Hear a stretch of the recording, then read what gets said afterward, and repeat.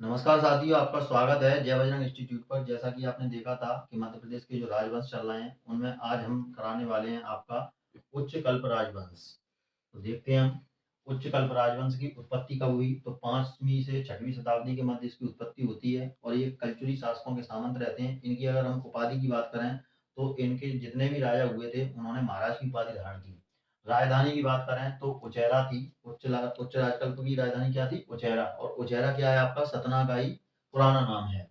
क्षेत्र कहाँ है? तो बुंदेलखंड। जैसा कि आप सभी जानते हैं कि मध्य प्रदेश में मैंने पठार वगैरह कराए थे, तो आप बुंदेलखंड, बघेलखंड सारे के सारे क्षेत्रों से परिचित हैं भली भांति। तो बुंदेलखंड ये क्षेत्र हो गया। इस क्षेत्र में ये निवास करते थे। जानकारी के स्रोत यदि हम बात करें तो 9 अभिलेख हैं जिनसे हमें जानकारी के स्रोत प्राप्त होते हैं, जिनमें से 4 अभिलेख प्रमुख हैं जिनकी हमने यहाँ पर आज चर्चा की है, जो एग्जाम की दृष्टि से काफी महत्वपूर्ण है। कौन सा? कारीतराई अभिलेख, खोआ अभिलेख, खोआ अभिलेख, उचैरा अभिलेख और नवग्राम शिलालेख। तो इनमें क्या क्या बताया गया है? जो कारीतलाई अभिलेख है यह हमारा कटनी से प्राप्त हुआ है, और जो सोहा अभिलेख है यह कहाँ से प्राप्त हुआ है? सोहाबल से प्राप्त हुआ है। यहाँ पर आप करना सोहाबल। क्या है यहाँ पर? सोहाबल। सोहाबल अभिलेख खो, ठीक है। खो अभिलेख कहाँ से प्राप्त हुआ है तुम्हारा? सोहाबल से। तो इसको सुधार लेना थोड़ा, इसको करना है आपका सोहाबल से खो अभिलेख, ठीक है। यहाँ पर आप लिखना खो अभिलेख। तो अब देखिए इनमें क्या क्या बताया गया है। जो कारीतराई अभिलेख है इसमें जो जैनाथ शासक हैं यहाँ के उच्च राजकल्प के, तो इन्होंने क्या है? भूमिदान दी है। क्या दिया है? भूमिदान दी है। और खो अभिलेख में क्या दिया है? तो खो अभिलेख में ब्राह्मणों को गांव दान दिए गए हैं और सर्वनाथ द्वारा ये दिए गए हैं गांव दान। इसके बाद उचैरा अभिलेख है, इसमें जयनाथ की फिर से चर्चा की गई, यानी कि जयनाथ आपके 2 अभिलेख में चर्चा की गई है, एक उचैरा अभिलेख में और दूसरा कारीतराई अभिलेख में। इसके बाद नवग्राम जो शिलालेख मिला है, यहाँ पर उच्च कल्प राजवंश के जो शासक हैं सर्वनाथ और परिव्राजक वंश के जो शासक हैं हस्तिन, उन दोनों के द्वारा क्या किया गया है? तो ब्राह्मणों को ग्राम दान का उल्लेख इसमें किया गया है। इसके बाद प्रमुख जो शासक हैं उनके बारे में हम बात कर लेते हैं। प्रमुख शासक कौन कौन थे? महाराजा ओगदेव है, कुमार देव है, जय स्वामिनी है, व्याघ्रदेव या व्याघ्रराज, इनके 2 नाम है, और जयनाथ और सर्वनाथ, ये इस राजवंश के प्रमुख शासक हैं। और इनमें से हमको पढ़ना कितने हैं? महाराजा ओगदेव, व्याघ्रदेव और सर्वनाथ और जयनाथ, इन शासकों को हमको पढ़ना है।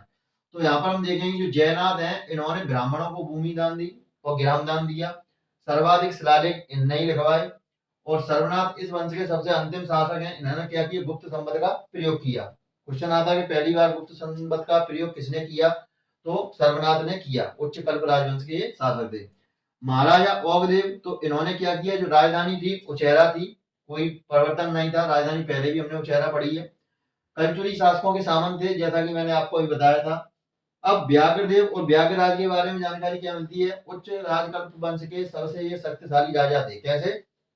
जो आपने मध्य प्रदेश के मैंने किले पढ़ाए थे उसमें आपने देखा होगा कि जो बांधवगढ़ में किला है, जिसे हम भाई का किला कहते हैं, राम ने लक्ष्मण के लिए बनवाया था, उस किले में संस्कृत के शिलालेख मिलते हैं, जहां से व्याघ्रदेव के बारे में हमें जानकारी मिलती है कि व्याघ्रदेव द्वारा ये बनाया गया या उत्कीर्ण करवाया गया।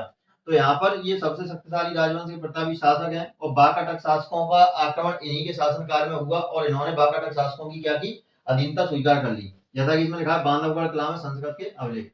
तो ये सारी की सारी चीजें ही हमें इन पॉइंट को देखना है, ज्यादा बर्डन नहीं लेना है। ये वो फैक्ट हैं जो मैंने आपको छांट कर दिए हैं। अगर आप इन फैक्टरों को रटते हैं और अच्छे से प्रैक्टिस करते हैं तो आपका एक भी क्वेश्चन मध्य प्रदेश के राजवंश से बाहर नहीं जाएगा।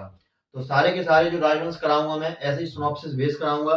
जैसा कि आप देखते हैं कि मेरी सारी की सारी क्लासें सिनॉप्सिस बेस ही रहती हैं, क्योंकि मैं नहीं चाहता कि आपके पास नोटों का इतना बड़ा बंडल बने नोट्स का।